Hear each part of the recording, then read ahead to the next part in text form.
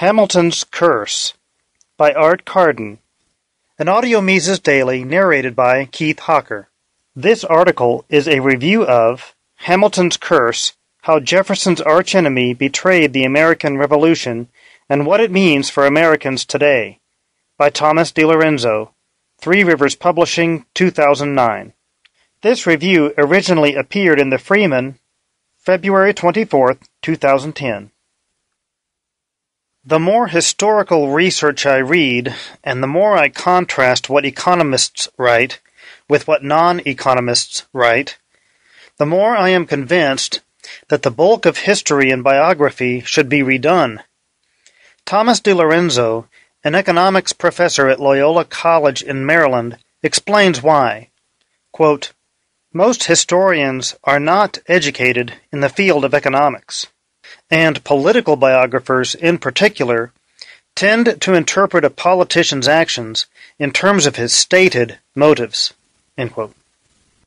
What DiLorenzo offers is not a biography of Hamilton, but instead a critical examination of his ideas and a historical exploration of how they have shaped American history. DiLorenzo contrasts the statist, mercantilist, and nationalist philosophy of Hamilton with the strict constitutionalism of Jefferson.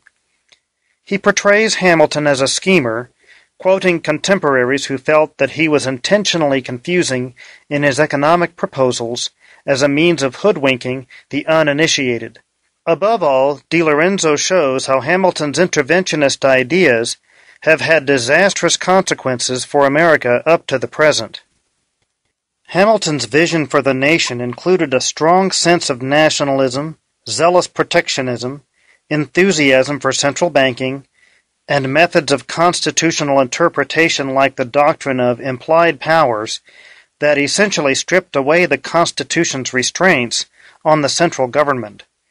DiLorenzo depicts Hamilton and his intellectual followers as technocrats who view society as a lump of clay for them to fashion with their expert hands.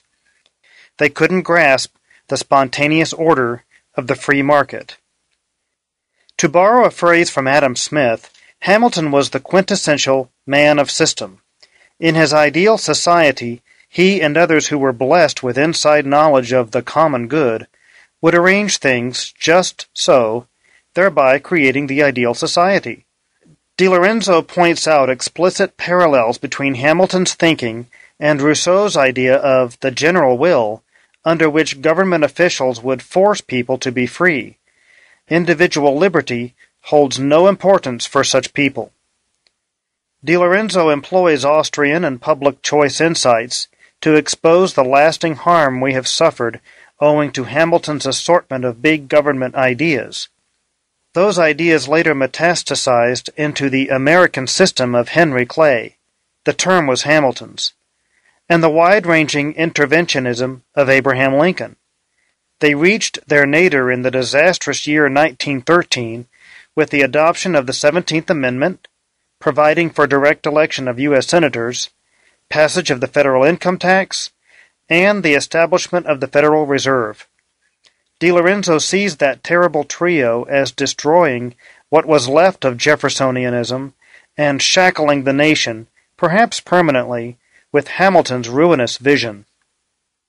The book makes a persuasive case about the harm we endure because of the curse, but DiLorenzo left me wondering about the relative fragility and robustness of different institutional arrangements.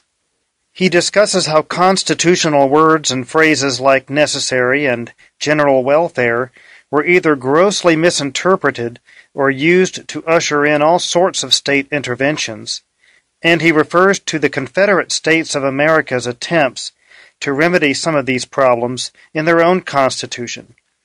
But the kind of restraint that would have satisfied Jeffersonian strict construction begs to be explored in greater detail. Only a few years elapsed between the ratification of the Constitution and the violent suppression of Pennsylvania tax rebels, which Hamilton himself led.